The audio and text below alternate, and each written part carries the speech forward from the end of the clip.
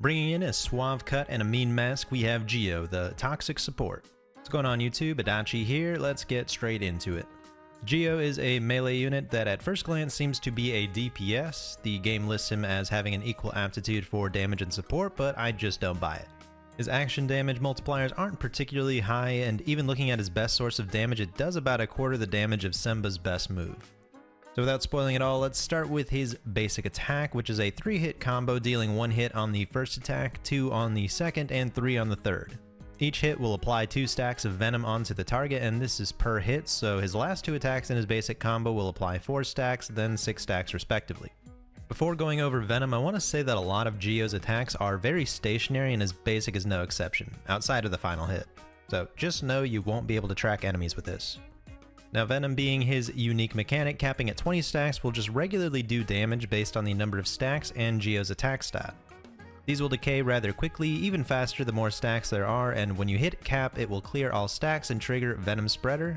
This is a short-range explosion that does 1200% action damage and grants all targets hit 1 stack of venom. Venom Spreader is Geo's hardest hitting attack, but it's not that crazy. Again, the multiplier is pretty low and it's hard to trigger as often as you would want to. Looking at his secondary, this is a 2-hit attack, first dealing 1 hit, second dealing 3, and it will gap close to your target, which is very needed on Geo. Again, each hit of this attack applying 2 stacks of venom per hit. This attack can only have end lag cancelled by dodging, but you can't cancel the attack like so, but you can cancel it by countering out of any of these hits. And looking back on the gap close, it is weird, maybe my testing was off, but it really only seems to push you forward if the enemy is a bit further away. If the game thinks you're in melee range, it won't move you. Geo's strategy skill is... This attack can be held down and consume stamina while it's active, dealing a little damage per hit and a single stack of venom. This is pretty much just used to stack up venom. His ult requires 2 tension, hits a single target, and applies 5 stacks of venom. It is a small AoE, so it can hit enemies very close to the target. Overall, a pretty bad ult. And his chain skill applies a couple stacks of venom, which is better than nothing. Now getting into his bread and butter are his passives. Starting with the first one, this will decrease defense of enemies that have stacks of venom. This is a 5% shred per level at max, reducing defense by 25%, which is pretty big, especially now when there aren't a lot of choices of debuffs, and only gets better as enemies have more defense. His second passive will increase the amount of venom stacks applied when he uses his ult, adding 2 stacks per level. At max, this will make his ult apply 15 total stacks of venom. Now if it hasn't sunk in yet, this is garbage. His ult will rarely go off in a fight, and you will be applying hundreds of stacks of venom throughout a boss fight. Avoid this passive pretty much entirely. As far as where you should invest your points, it's 100% all in on his first passive. You will primarily just be using Geo for his defense debuff.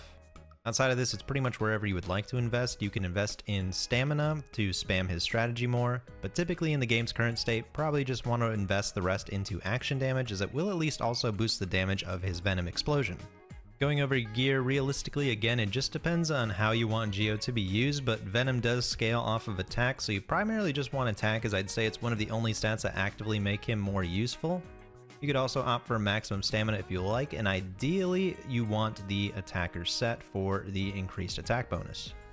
Going over dupes, his first dupe will increase the duration of venom by half, so unfortunately any gameplay on my end you see will not accurately depict how fast venom falls off. Overall it's alright, basically it just gives the passive damage of the venom more value and lets his defense shred last a little longer. At 3 dupes, Venom Spreader, his Venom Explosion at max stacks will charge all allies' tension gauge by 10. I'll be real and say I have no clue how much 10 tension is, but this can definitely be nice to help you raise tension level higher more easily. At max dupes, Venom Spreader will now also hit an enemy other than the target and grant an additional 3 stacks of venom. Without having this, it's hard to say if this will trigger a second explosion on a random target or it just damages another single target. Overall, this is decent, but Geo isn't going to be the best source of your damage, so this really won't add up to much, so a nice to have, but definitely not game-changing. Especially not in the current state of the game. For Geo's teammates, really Geo's only purpose is to shred defense, sorry to say, so he can run with pretty much anything. You want an actual DPS like Miyu, Inoki, or you can make Iroha's ult look a bit better.